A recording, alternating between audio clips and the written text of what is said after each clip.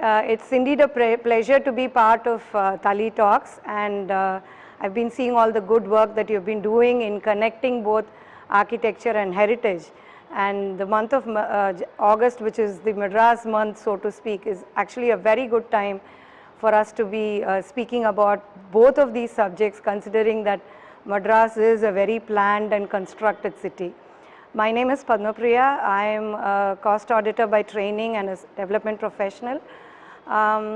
More than that, I love the city of Madras. I'm an heritage enthusiast, and I've been over the last 15 years trying to understand both architecture and heritage, and doing my little bit to create awareness about lesser known heritage sites, both in the city of Madras and in India.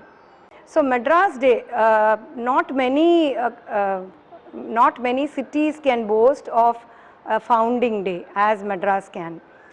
For Madras, we really don't know if August 22nd exactly was the day that the city was founded, but clearly it was the day when Francis Day and Andrew Cohen had got the lease of land where subsequently Fort St. George was built. So it started with a group of people like Muttaya, like Sashi Nair, Vincent D'Souza, coming together to create awareness about the roots of this city and to start celebrating Madras Day, and people like V. Sri Ram and other heritage experts have taken that thought and that concept forward in celebrating Madras Day. So what started as Madras Day has now become Madras Week, and now it is even larger than that. It spreads through the whole of the month of August, making it the Madras month. So everybody wants to do their little bit towards celebrating the city that was Madras, that is Chennai now. In whatever way possible, it's almost become like Daan Utsav, where each person, irrespective of whether they are an expert or not, wants to do something to create awareness about the city. And that is what gave us the confidence to people like us who are pure volunteers, pure enthusiasts, with no formal training either in architecture or in heritage, to come forward and spend more time in understanding the various aspects and the various beauties that are hidden in this city, and to share it with people like us, and to create more interest and more awareness in the city that is home and that is our livelihood for the best part of our lives. Yeah, actually prior to COVID, we can kind of split it into pre-COVID and post-COVID. So prior to COVID, it was a real big buzz, because right from last week of July, you would see there would be a lot of listings about various activities happening, not just heritage walks or talks, but also various things that people would do to celebrate Madras. It could be food, it could be festivals, it could be things that connect to Madras. All of that will be brought out by even corporate houses, by hotels, by schools, by even households, neighborhood newspapers. Everybody would kind of jump on the bandwagon to celebrate Madras. But for the last 2 years, considering that there was a lockdown and not much could be done, still there was a trickle of activity where last year and the year before there were a lot of Zoom sessions about various facets of the city. Small events with very select groups also happened. This year again, it's kind of the coming back of what used to be Madras Day previously, and again the momentum is picking up. But we have to recognize that Chennai itself has undergone a transformation after the lockdown. There's still a lot of working from home. There's still a lot of people who have left the city and are continuing to work from wherever distant location they are in. So it is not as busy and as buzzing as it used to be in the previous years, but definitely that spirit is there, that essence of celebrating our city, and in a way giving thanks to a city that takes care of us through the year is there in everybody, in spirit and in action as well. I think this is an excellent question, Raja, and I really thank you for asking this.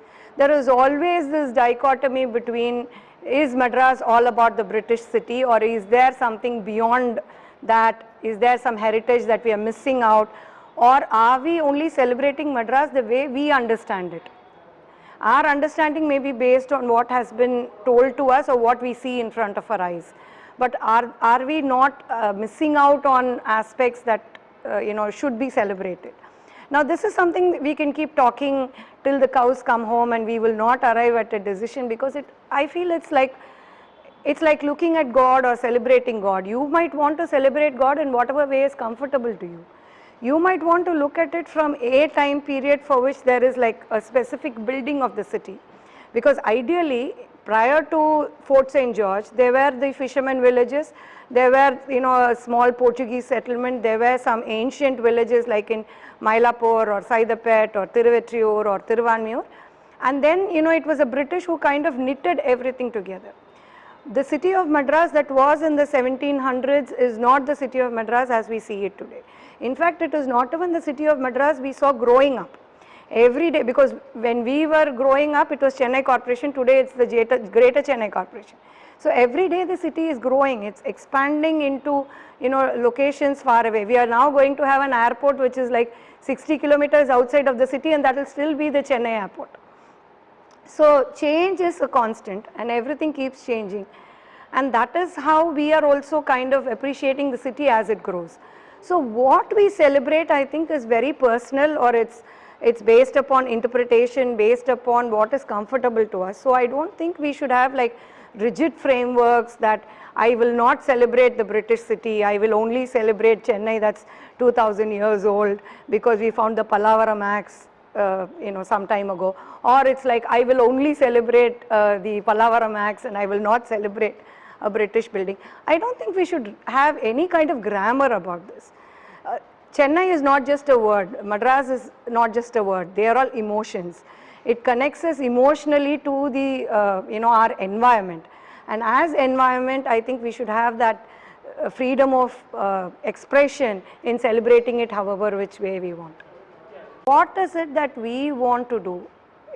Because I always keep talking about individual social responsibility, because whenever it comes to anything, the first question we ask is, what is the government doing about it? What are the corporates doing about it? What are the NGOs doing about it? What are the activists doing about it? But nobody kind of, or very few people stop to think and ask that question, what can I do towards it?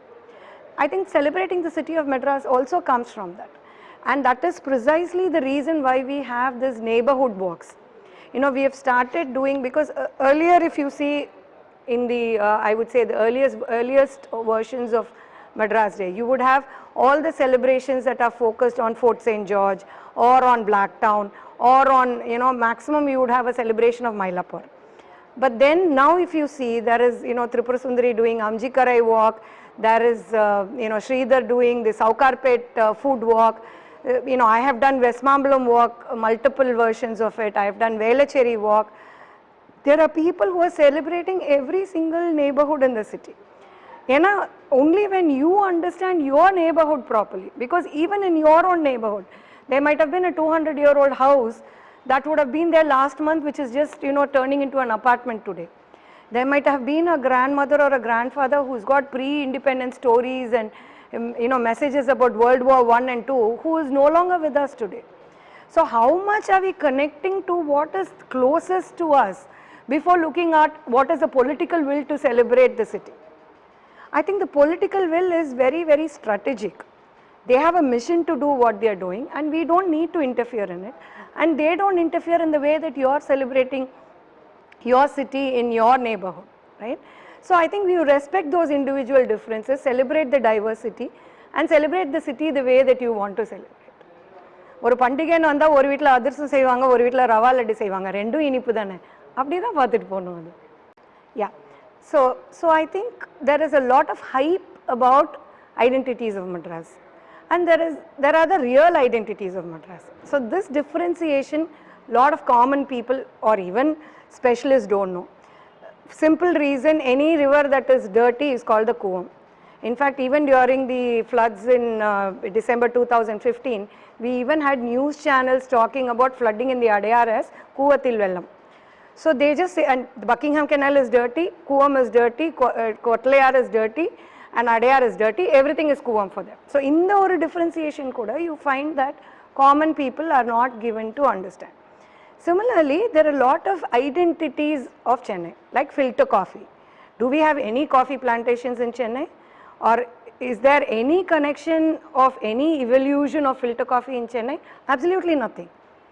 But for some reason, we connect filter coffee with Chennai. We would connect Maligapu with Chennai. And we will connect silk saris with Chennai. I really don't know, because Malige again doesn't grow in Madras. In the city of Madras, we only import Malige probably from Madurai and from other places where it is cultivated. The silk saris are woven in Kanchipuram and not in Madras. If you are celebrating the actual weaving trade of Madras, you should be celebrating whatever is woven in Chindadripet and the real Madras handkerchief, which used to be woven in Anagaputtur and which used to be made in Anagaputtur and Pallavaram. So there are all these imageries that have been created by brands about Madras. So there is this Brahmin Madras, which is all about Pattu Podava, Maligapu, filter coffee, and then there is the Fisherman's Madras, which is all about the Kattumaram and the Sundakanji and Meen Varval. All these are again imageries. So what do you actually want? Based on that, you start taking on the identities of Madras that you want. But Madras being a cosmopolitan city, Madras being a migrant city, the only thing that's standard is Vandarai Vazha Vaikum Chennai, because in Chennai the true native dwellers would only be the fishermen. Everybody else would have migrated from somewhere and come and settled here. So Madras cannot have like an identity like, okay, this is the root of Madras, unless we are talking about the fishermen and whatever they did and whatever they celebrated. So rather than these stereotypes and celebrating these stereotypes, I think we should actually go down to understand what are the benefits that the city has given to us over its lifespans. And adula vanda, I think a big role is with children, because today the children are growing in a very plastic world. They grow with iPads, they grow with televisions, they grow with YouTube, and they don't have the luxuries that we had of walking around, exploring the environment, listening to stories from our grandparents. The teachers in school, the way that Tamil was taught to us is not the way that Tamil is taught to our children and grandchildren. Everything has changed. So I think as parents, the children can go to Ooty and Kodaikanal by themselves when they grow up. We don't have to take them to resorts and luxury holidays. As parents, I think it's our responsibility to show them the roots from where our civilization starts. In an impressionable age, create an interest in them in heritage, in culture, and in understanding and celebrating the local neighborhood. In understanding the stories behind celebration of events, culture, key holidays. Because when we were in school, if there was an Independence Day, what we would do by now, there would be an oratorical competition, there will be a fancy dress competition, there will be an essay competition.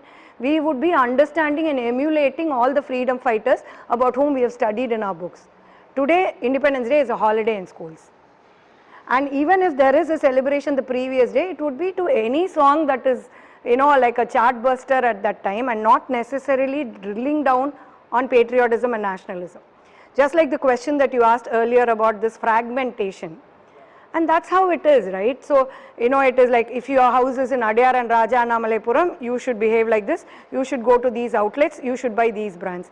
If your house is in Mylapore or Mamalam, you should behave like this, you should go to these shops, you should eat this food. Did we ever have such differentiations as we were growing up? Not at all, because from the place from where I come from, my native village down south has an almost equal population of Muslims and Hindus, and we have never ever even realized that they belong to another religion. They are all Atta Mama to us, and our parents were all Atta Mama to their children. They would come for our functions, we would go to their functions. Absolutely, there was no divide at all. But today, everything is like compartmentalized. To break that, I think Madras Day is a great opportunity and an excuse. And if all educational institutions really come forward to celebrate Madras Month as an experiential learning for the children, that will be a very good start to create a love, not just for the city, but also for conserving our architecture and heritage. Yeah, so again, if that question is, I don't have a straightforward kind of, this is the output and this is the outcome kind of an answer to that, because there are a lot of celebrations happening. But who are the people that you see at these celebrations are the same people again and again. Unless and until you kind of not restrict heritage events to those people who already have an established interest and enthusiasm in following heritage, it won't grow to a large extent. Today everybody is behind what will give them more marks, what will give them a better career, what will give them, you know, a better placement and settling down in life. It is not at all about what are my roots, where do I come from, what can I give back to my roots. You know, you go to any other country outside of India, you would find that there will be 200-year-old stone, but then you have to pay like 25 euros to go and see the 200-year-old stone. There is a sustainability plan on how that stone will be protected for the next 2000 years. Whereas in India, it's a problem of plenty. Because there are too many heritage artifacts, too little focus and attention, and even that focus and attention is guided by political will. You know, it is very difficult for us to safeguard what we have just by depending on the government or depending upon the civil society institutions to protect it. Our heritage will only be carried forward if there is individual social responsibility and a commitment right from childhood to take care of it. Adanala, you know, when you go back and say, you know, people are sending away their elders to the homes, it's not because we don't love our parents, it's not because it's just that we don't have the time, we don't have the interest, and nobody has told us to take care of them. Today's parents don't, you know, in our days we had to grow up and definitely contribute towards running the families and paying for the expenditure and all that. Today parents have enough money, children have enough money. Then how will that connection be? There has to be some connection, right? Either both of you have to have common interests and spend common time together, or there has to be a common dependency where I take care of you, you take care of me. When both are not there, obviously people will go separately and there is no point in blaming anybody. The same thing with heritage. Right from a young age, if we are not consciously inculcating that interest and a responsibility, chances are that, you know, we can't do much with whatever we have already, see, whatever is lost is lost. Whatever is being lost will also go away. That is where we will head at. But institutions such as Madras Literary Society, you know, Roja Muttaya Library and other institutions are now encouraging young children to adopt rare books, to adopt, you know, that's a very good model that can be scaled up and replicated across. You know, people can come forward to adopt certain things like schools or academic institutions can adopt the running or the maintenance, corporates can come forward to like a roadside park, they can come forward to adopt a heritage monument or a heritage artifact, so that for them there is that corporate branding and there is a goodwill with the stakeholders, and for that particular artifact there is this, you know, longevity of life and protection. I would say yes and no, because the Madras Day is like having you know, that temporary high when you have a couple of drinks. Everybody is on that spirit of Madras for the entire month of August. But then after September 1st, everybody has forgotten Madras and gone back to doing what they are doing. That, I mean, Venkatesh Ramakrishnan, who started the Madras Local History Group, that was one of his aims, that we should be talking about Madras through the year. And he wanted to kind of crowdsource the history of Madras. And that was a specific purpose why that was started, and there were talks being conducted in all other months except Madras. But one person cannot change the thinking of a city which is extremely busy running about to take care of their own survival and their own you know, lives. So because of that, I think there should be this you know, kind of events, or the spirit needs to continue through the year, so that Madras is celebrated through the year and it kind of becomes part and parcel of our lives that we are celebrating Madras. That is why we have festivals. We can all say, let us save all our money and have only one Diwali or one Pongal, so that we are able to spend the maximum money then and, you know, have the best festivities. But in reality, it's not like that. Irrespective of whichever religion you are following, there are festivals that are happening through the year to keep us reminded of you know, the higher power, or reminded of the sacrifices, remind us of Thanksgiving, all of that. The same thing will have to be applied to Madras as well, where if we have events through the year, then constantly we are thinking about the city, we care for the city and we give thanks to the city. Yeah, so celebration, Abdina, if you want to give the word celebration, I would rather say documentation. Documentation is key for us, both for you know, our internal people who are the residents of the city and you know, the youth of the city, all of that. Also for the tourists who come to the city. There I think we are very, very weak. There is no documentation whatsoever of any monument, any building, any heritage site when it comes to the city. And there isn't like, we are not giving the right information in a proper understandable manner through signages, through posts, through maybe audio guides that people can follow. Those are all things that will also bring back revenue. Any sustainable model needs to pay for itself. It can't be the government, it can't be the tourism department, it can't be an NGO or a corporate continuously funding the the celebration of the city, so to speak. But clearly documentation is totally missing. Like for example, if the building that we are sitting in today, this is the Madras Literary Society Library, is one of the oldest libraries of Madras city. How many of us know what is the building material that has gone into building this? How many of us know why there is this, maybe 20-foot ceiling and, the typical type of windows with louvers and, the architecture that has been specifically put in, the up to the sky kind of bookshelves. Why this was done? Was there a logic behind it? What are the good things that can be takeaways from this that can be applied to modern buildings? There is nothing at all. We are trying to kind of look at it as, okay, this is Maunaragam library. That is a common man's approach of looking at it. Even people who are going to the Department of School Education every day may not know that there is this building of so much of a heritage value sitting right inside this campus. So there I think there is this role of architecture students and architects. If they can come forward and then through CSR funding or through even government funding, or they are large firms even as their own contribution to the city, if they can help in documenting all the heritage monuments. Similarly, all the heritage enthusiasts and historians can come forward to help in putting up signages and permanent kind of landmark information signboards in all the key locations in the city. Like Pondy Bazaar has this beautiful walkway where people can go and spend time in the evenings, chat, spend time in understanding and appreciating the environment. The vision for Chennai Smart City at some point, I'm sure, would be like that people can go around, look at the city and understand the historic and the heritage value and appreciate it as well. The starting point will have to be some citizen action. But immediately people will say, today we'll put the board, tomorrow for stormwater drain they'll remove it. So we'll have to not just do physical signboarding, there also needs to be like virtual signboarding.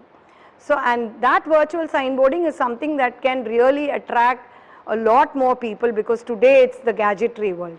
And schools and academic institutions can be involved in doing both the physical signboarding and the virtual signboarding around their academic institutions. Tirupi, I am putting this on the children, because when children do it, they come up with amazing things. We have seen that happen, how children's outputs are really showing that they are the father of man. And when they learn something at an impressionable age, it's something that will stay with them for a very long time. Again, very, very good question, Raja, because you go to any village today, there are only the old people who are there in the village. Everybody else has left the village for livelihood. One of the things I wanted to do through Alayam Kanden was to create sustainable livelihoods in the village itself by training young people and explaining everything, the correct information about the temples in that village. Nobody would want to leave the village because there they have their own house, there they have the space to live life like, really king size. There they have their agricultural farms, and the reason they are leaving the villages and coming to the city is because they are not getting enough income from agriculture. But if you give them income there and you also direct the tourist traffic or the pilgrim traffic or the heritage traffic towards their villages, nobody is going to leave the villages. Same thing with the cities as well. There needs to be this trained kind of docent who would be available to go and give this information as and when it is needed. So signboarding is like, permanent information. Then you have this virtual information. Then you have this, mobile or floating information in the form of docents.